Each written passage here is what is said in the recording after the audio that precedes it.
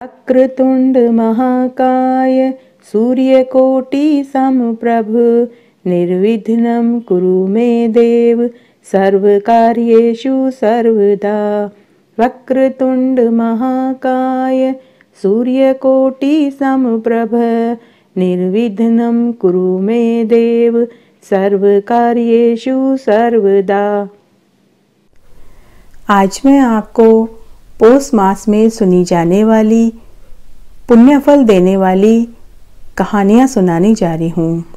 एक ही जगह पर आपको सभी कहानियाँ सुनने को मिलेगी। आज हम पौष मास में सुनी जाने वाली कहानियाँ सुनते हैं।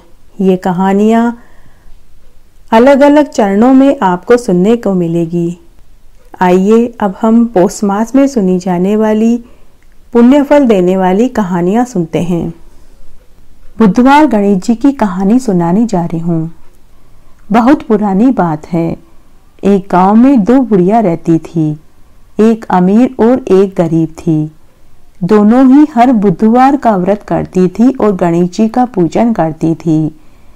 दोनों ही बुधवार के दिन गांव के गणेश मंदिर में दर्शन करने जाती थी। एक दिन दोनों में इस बात का झगड़ा हो गया। दोनों ही कहने लगी कि मैं गणेश जी की परम भक्त हूँ। यह लड़ाई इतनी ज्यादा बढ़ गई कि गांव में पंचायत बुलानी पड़ी। तब सरपंच ने इसका फैसला किया, हम तुम दोनों की परीक्षा लेंगे और परीक्षा लेने के बाद ही हम तुम्हें बताएंगे कि तुम दोनों में से गणेश जी की कौन परम भक्त है। लेकिन जब हम परीक्षा लेंगे तो तुम्हें बताएंगे नहीं। हम तुम्हारी परीक्षा अचानक लेंगे। इस तरह कई दिन बीत गए। पंच भी इस बात को भूल गए। तब एक दिन गणेश भगवान एक वृद्ध ब्राह्मण का वेश बनाकर दोनों बुढ़ियाओं की परीक्षा लेने के लिए धरती पर आए। गणेश भगवान ने बूढ़े ब्राह्मण का वेश बनाया और सबसे पहले अमीर बुढ़िया के घर के दरवाजे पर गए और आवाज लगाई, भिक्षाम देही भिक्षाम देही। लेकिन अमीर बुढ़िया ब्राह्मण वेश में गणेश जी को पहचान नहीं पाई। उसने अंदर से ही आवाज लगाई, बाबा जी मेरे घर से चले जाइए और दोबारा यहाँ कभी मत आना। तुम्हें देने के लिए मेरे पास कुछ भी नहीं है। तब ब्राह्मण रूप में गणेश जी गरीब बुढ़िया के घर गए और गरीब बुढ़िया की झोपड़ी के बाहर खड़े होकर ब्राह्मण रूप में गणेश जी ने आवाज लगाई, भिक्षाम देही भिक्षाम देही। उस दिन बुधवार था और बुढ़िया का व्रत था। बुढ़िया ने घर में कुछ भी पकाया नहीं था। बुढ़िया के घर में कुछ भी अनाज नहीं था। बुढ़िया ने अन्न के पीपे में हाथ डालकर देखा तो उसमें कुछ जौ के दाने पड़े हुए थे। बुढ़िया ने एक मुट्ठी जौ के दाने लिए और ब्राह्मण रूपी गणेश जी को दिए और हाथ जोड़कर क्षमा मांगती हुई बोली कि हे ब्राह्मण देवता, आज मेरा बुधवार का व्रत है, इसलिए मैंने कुछ पकाया नहीं है। मुझे माफ कर दो। यह मुट्ठी के कुछ दाने हैं, यही ले लो और मुझे माफ कर दो। ब्राह्मण रूपी गणेश जी ने बुढ़िया से कहा कि बुढ़िया माई कोई बात नहीं, भगवान गणेश तेरा भला करेंगे। तेरा घर अन्न धन के भंडार से भर देंगे। ऐसा कहकर ब्राह्मण रूपी गणेश जी अंतर्ध्यान हो गए। जाते जाते बुढ़िया की झोपड़ी को ठोकर मार गए, जिससे उसकी झोपड़ी सुंदर महल में बदल गई और उसका घर अन्न धन के भंडार से भर गया। दूसरे दिन पूरे गांव में ये आग की तरह खबर फैल गई कि गरीब बुढ़िया पर भगवान गणेश मेहरबान हुए हैं। जब इस बात का पता अमीर बुढ़िया को लगा तो वह दौड़ी दौड़ी गरीब बुढ़िया के पास आई और पूछने लगी। तब गरीब बुढ़िया ने उसके साथ जो घटना घटित हुई वह बताई। तब उस अमीर बुढ़िया का माथा ठनका। वह अपनी करनी पर पछताने लगी। तब उसने कहा कि बहन, तुम जीती मैं हारी। तुमने ब्राह्मण रूप में गणेश जी को पहचान लिया, लेकिन मैं न पहचान पाई।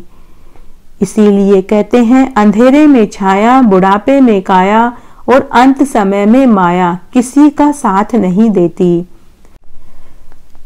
आज मैं आपको पौष मास में सुनी जाने वाली पीपल पथवारी की कहानी सुनाने जा रही हूं। एक बार एक गांव में एक ब्राह्मण पति पत्नी थे।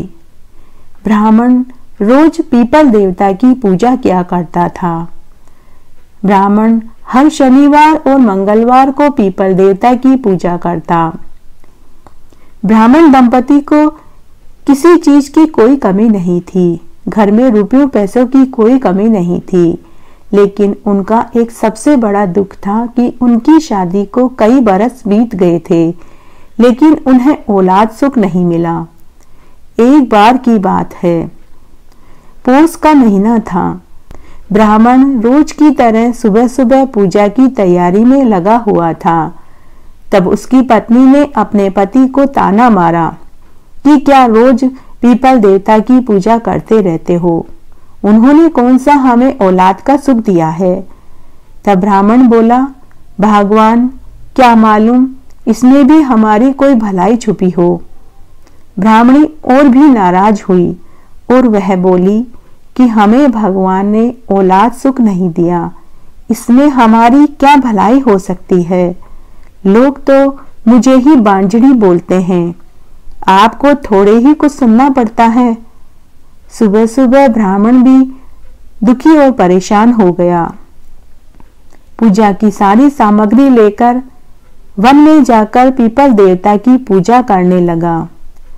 जब वह पीपल देवता की पूजा कर रहा था, तभी पीपल देवता ने सोचा कि अगर आज हम इसकी नहीं सुनेंगे तो कलयुग में हमें कौन पूजेगा। उसी समय पीपल देवता ने एक वृद्ध ब्राह्मण का वेश बनाया और वहीं चबूतरे पर आकर बैठ गए। जब वह ब्राह्मण पीपल देवता की पूजा करके घर जाने लगा, तो वृद्ध ब्राह्मण रूप में पीपल देवता उस ब्राह्मण से बोले कि हे वत्स, बहुत भूख लगी है, क्या खाना मिलेगा? क्या भोजन मिलेगा? तब वह ब्राह्मण बोला, जरूर मिलेगा, आप मेरे साथ मेरे घर चलिए।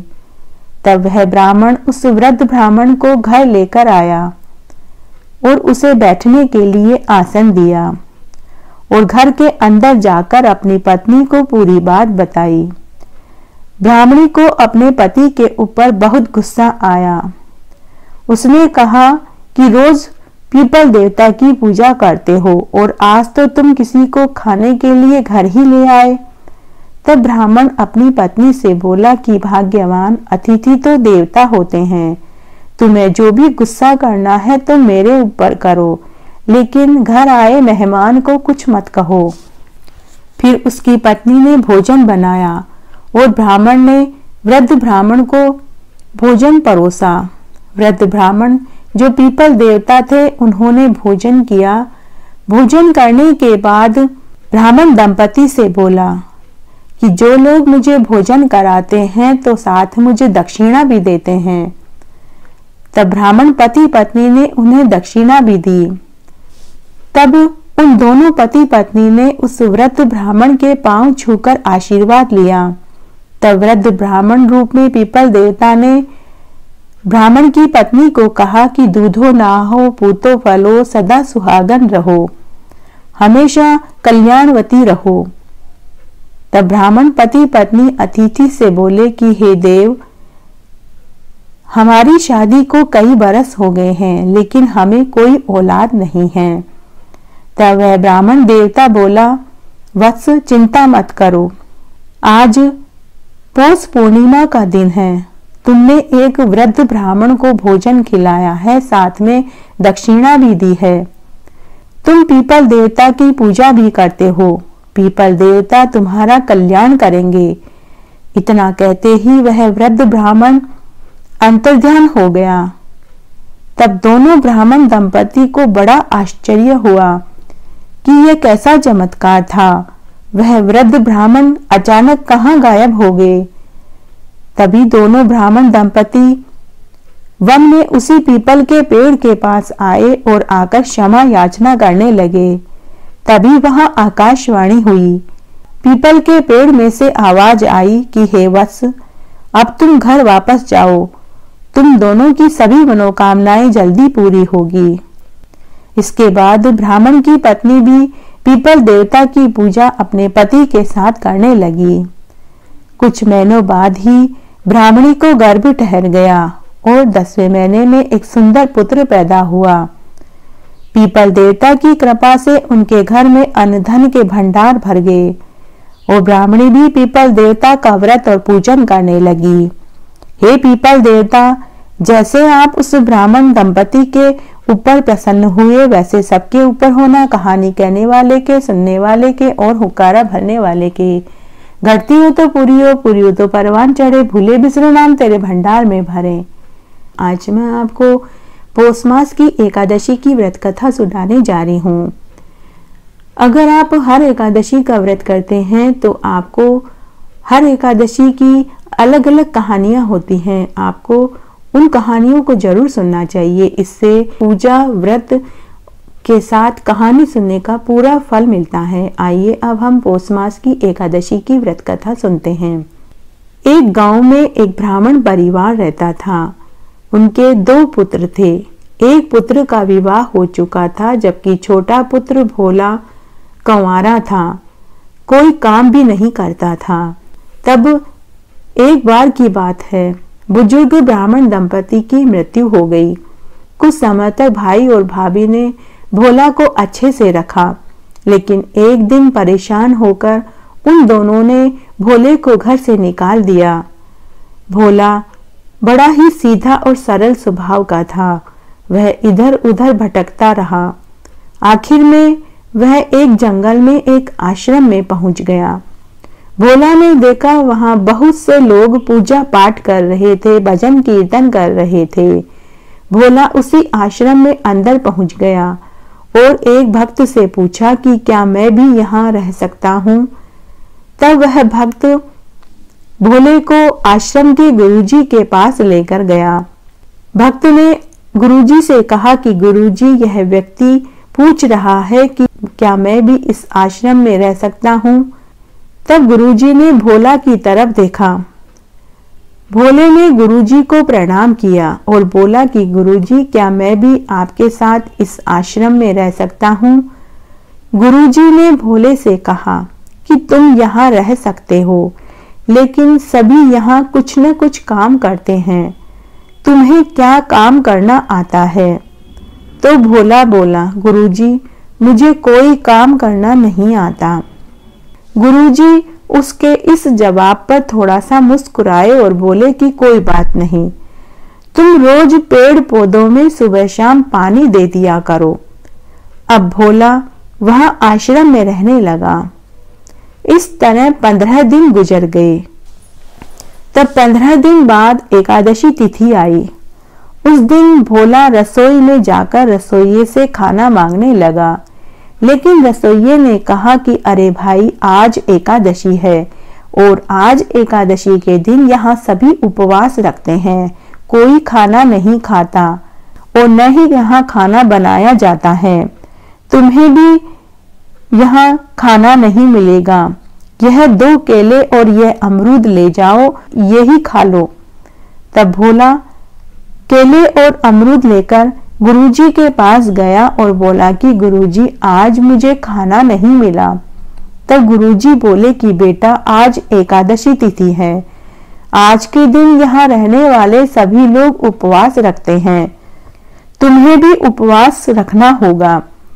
तब वह भोला गुरुजी से बोला कि गुरुजी, मैंने आज से पहले कभी कोई व्रत उपवास नहीं किया, मेरे से भूख बर्दाश्त नहीं होगी, अगर मैं भूखा रहूंगा तो मैं मर जाऊंगा। तब गुरुजी को उसके भोलेपन पर फिर से हंसी आई। गुरुजी ने कहा, अगर तुम्हें खाना खाना है तो तुम्हें खुद ही खाना बनाना पड़ेगा, और वह भी तुम यहाँ आश्रम में नहीं बना सकते, तुम्हें नदी के पास जाकर वहीं खाना बनाना होगा। और खाना बनाने के बाद पहले भगवान श्री राम को भोग लगाना होगा और उसके बाद ही तुम खाना खाना। इस तरह गुरुजी ने रसोइये को बुलाया और भोला को आटा, दाल, सभी खाने की सामग्री देने को कहा। तब रसोइये ने 2 जनों के जितना आटा, दाल, तेल, घी, सारा सामान भोला को दे दिया। भोला नदी के किनारे गया। भोला ने आज से पहले कभी खाना बनाया नहीं था, पर भूखों मरने से तो अच्छा था कि जला भुना जैसी भी रोटी दाल बने भोला ने बना ली। जब वह खाना खाने बैठा तो उसे गुरुजी की बात याद आई। गुरुजी ने कहा था कि खाना बनाने के बाद सबसे पहले भगवान राम को भोग लगाना। तब भोला एक थाली में रोटी और दाल और 1 गिलास पानी रखकर भगवान श्री राम को बुलाने लगा और बोला कि हे रामचंद्र जी, भगवान जी आप आ जाओ, मैंने भोग बनाया है, आकर खा लो। बार बार वह यही लाइन बोलता रहा। तब बैकुंठ में बैठे भगवान श्री राम को सीता मैया ने कहा, देखो आपका एक भक्त आपको खाना खाने के लिए बुला रहा है। भगवान श्री राम ने कहा कि हाँ, मैं भी उसकी सरलता व भोलेपन को ही देख रहा हूँ। तब उसी समय भगवान श्री राम व सीता मैया भोला के सामने प्रकट हुए। तब भोला बोला कि भगवान जी आप बहुत देर लगाते हो, थोड़ा जल्दी आया करो। फिर भोला ने मन ही मन सोचा कि गुरुजी ने तो भगवान राम को भोग लगाने के लिए बोला था, लेकिन यहाँ तो माता सीता भी आ गई हैं। फिर वह मन में सोचने लगा कि कोई बात नहीं, मैं अपने हिस्से का खाना परोस देता हूँ। अगली बार मैं गुरुजी से ज्यादा भोजन की सामग्री मांगूंगा। फिर भोला ने भगवान श्री राम व सीता माता को भोजन परोस दिया और उस दिन भोला स्वयं भूखा रह गया। फिर 15 दिन बाद वापस एकादशी तिथि आई तो भोला ने गुरुजी से कहा कि गुरुजी इस बार आप मुझे आटा, दाल, तेल, घी ज्यादा दिलवा देना। पिछली एकादशी को मैं भूखा ही रह गया क्योंकि भगवान राम माता सीता को भी साथ लेकर आए थे। इस बात को गुरुजी ने मजाक समझा। गुरुजी को लगा कि इसे खुद को ज्यादा खाना होगा, इसलिए यह ज्यादा मांग रहा है। तब गुरुजी ने रसोइये को कहा कि तुम इसे ज्यादा आटा, दाल, तेल, घी दे दो।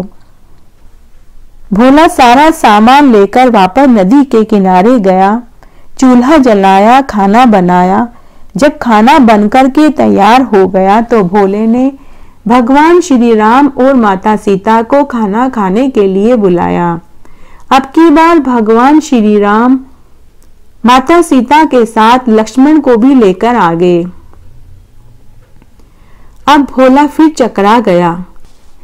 जब भोले ने भगवान राम और माता सीता के साथ लक्ष्मण भैया को भी देखा तो फिर से वह मन ही मन सोचने लगा कि आज मैं फिर भूखा रह जाऊंगा। पर उसने सोचा कोई बात नहीं, अगली बार मैं और ज्यादा सामान मांगूंगा। फिर भोला ने भगवान श्री राम, माता सीता और लक्ष्मण भैया को भोजन परोस दिया।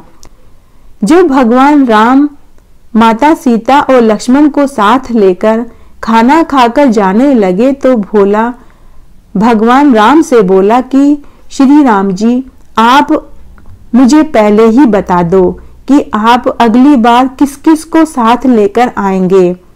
तब भगवान राम को उसके भोलेपन के ऊपर थोड़ा सा मुस्कुराए और अंतर्ध्यान हो गए। इस तरह 15 दिन बाद वापस एकादशी तिथि आई। भोला फिर गुरुजी से बोला कि गुरुजी, आपने तो कहा था कि भगवान राम को भोग लगाना, लेकिन भगवान राम एक बार तो माता सीता को साथ लेकर आए और दूसरी एकादशी को लक्ष्मण भैया को भी साथ लेकर आ गए।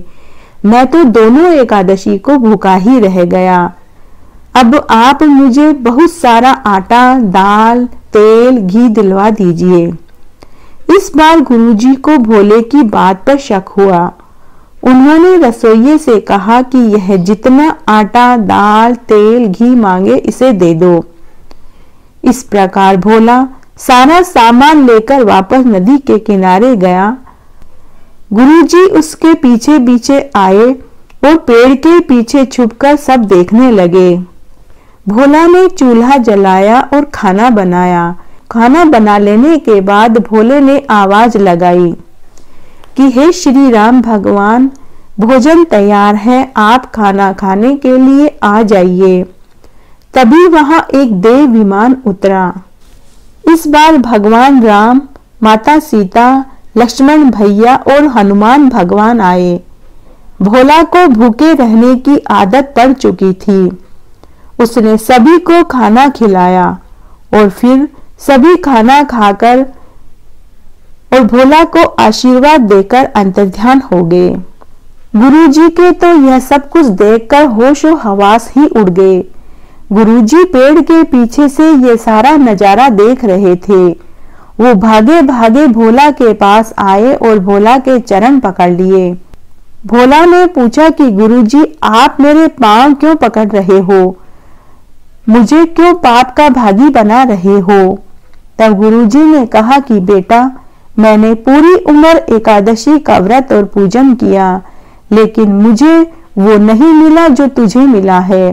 तू धन्य है बेटा, तेरी सरलता व तेरी सादगी से भगवान ने तुझे दर्शन दिए और आज मैं भी तेरी वजह से भगवान के दर्शन करके धन्य हो गया।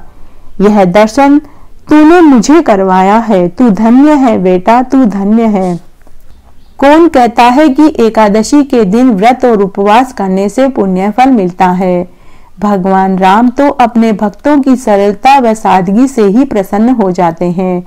उन्हें लालच और दिखावा पसंद नहीं होता। इस तरह आज मैंने आपको पौष मास की एकादशी की व्रत कथा सुनाई। आशा करती हूँ यह आपको जरूर पसंद आएगी। आज मैं आपको तुलसी जी की एक प्राचीन कहानी सुनाने जा रही हूँ। आइए अब हम तुलसी जी की कहानी सुनते हैं। एक बार एक सेठ सेठानी थे। उनके 2 बेटा बहू थे।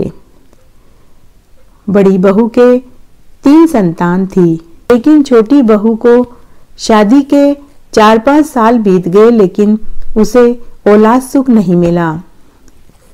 बड़ी जिठानी अपनी देवरानी को ताना मारा करती थी, लेकिन देवरानी को अपनी जिठानी के तानों को सहने की आदत पड़ गई थी। देवरानी जिठानी को कुछ नहीं कहती थी। देवरानी बड़ी ही धार्मिक प्रवृत्ति की थी। वह रोज सुबह ब्रह्म मुहूर्त में उठती, पूरा घर आंगन बुहारती, नहा धोकर पूजा पाठ करती, सूर्य भगवान को अर्घ्य देती, तुलसा जी में जल सींचती, तुलसा जी में दिया बाती करती, तुलसा जी के मेहंदी, काजल और चुनरी उड़ाती और तुलसा जी से परिवार की खुशहाली की दुआ मांगती थी। फिर वह पूरे परिवार के लिए चूल्हे पर चाय चढ़ाती, सास ससुर को चाय देती, जिठानी के बच्चों को चाय पकड़ाती। इस तरह उनका समय बीत रहा था। देवरानी कभी भी आलस्य नहीं करती थी। जो भी कोई उसे काम की कहता वह उसका काम उसी समय कर देती थी। एक दिन जिठानी के बच्चे की तबीयत खराब हो गई। तब ममता ने झट से तुलसी दल तोड़कर उस बच्चे के मुंह में मसल कर डाल दिया और बोली कि बेटा, तुलसी को दांत से मत चबाना, केवल होठों से और जीभ से मसल कर खाना, तुम जल्दी ही ठीक हो जाओगे। जब जिठानी को पता चला तो वह बहुत नाराज हुई और उसने कहा, तुम तो गंवार हो, मेरे बच्चे को बुखार है, तुलसी के पत्तों से कोई ठीक हुआ है? मैं अपने बच्चे को बड़े से बड़े डॉक्टर को दिखाऊंगी। फिर वह अपने बच्चे को लेकर डॉक्टर के पास गई। तब डॉक्टर बोला कि बच्चा तो बिल्कुल तंदुरुस्त है, इसे तो कुछ नहीं हुआ। अब जिठानी को बहुत शर्मिंदगी हुई। उसके 2-4 दिन बाद एक दिन जेठ जी को बहुत तेज खांसी चल रही थी। घर पर कोई नहीं था, सास ससुर सो रहे थे। तब देवरानी ने तुलसी के पत्तों को पानी में उबालकर काढ़ा बनाया और अपने जेठ जी को पीने के लिए दिया। उस तुलसी के काढ़े को पीते ही उसके जेठ को खांसी में बहुत आराम मिला। जब जेठानी मायके से आई और उसे पता चला तो उसे भी बहुत खुशी हुई। अब तो घर में सभी देवरानी को चाहने लगे थे। सास ससुर की चहेती तो वह पहले से ही थी, अब तो जेठ जेठानी भी देवरानी को पसंद करने लगे। धीरे धीरे गांव में यह खबर फैल गई कि सेठ जी की छोटी बहू घरेलू नुस्खे जानती है। अब तो गांव के हर व्यक्ति को कोई भी बुखार खांसी होती तो सब ममता से घरेलू नुस्खा पूछने के लिए आते। ममता सबको कुछ न कुछ घरेलू नुस्खा बताती, जिससे उनकी बीमारी जल्दी ठीक हो जाती थी। देवरानी का नाम ममता था।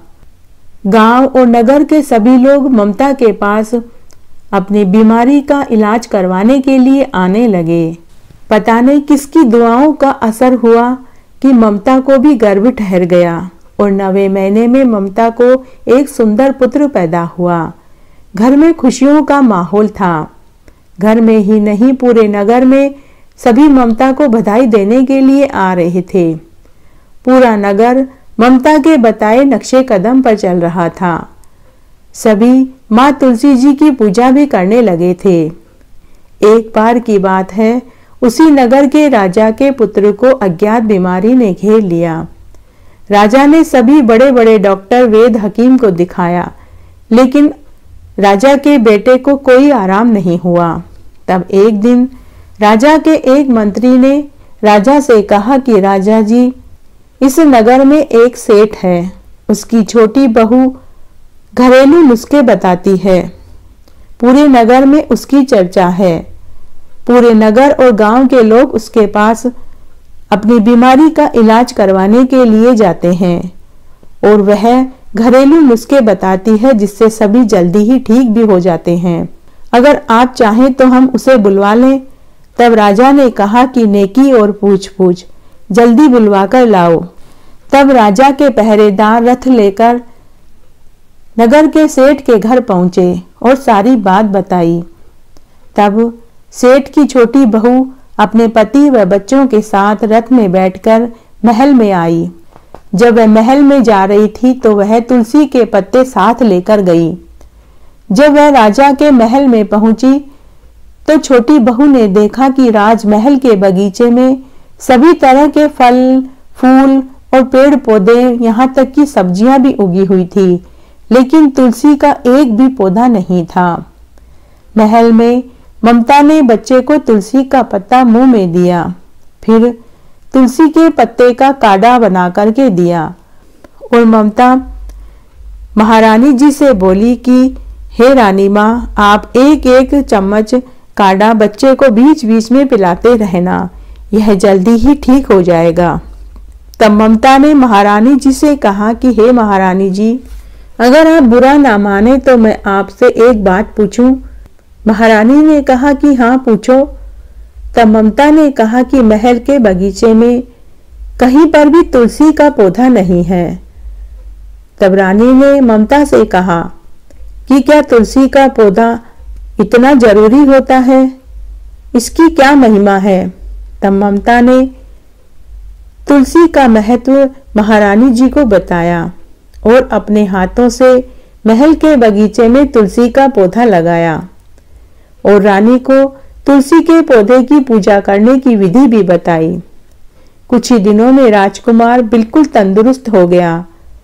तब राजा ने ममता के पति को राज दरबार में मंत्री का पद दिया और ममता को वेद हकीम का पद दे दिया।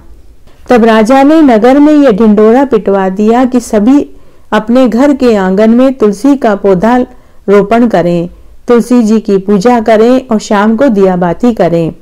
तुलसी के पौधे में माँ लक्ष्मी व विष्णु जी का वास होता है।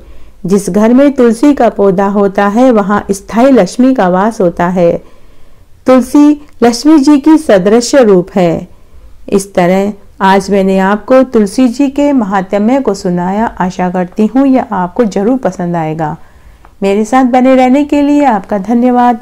आगे की कथा कहानी के लिए भी आप इसी तरह मेरे साथ बने रहें। धन्यवाद।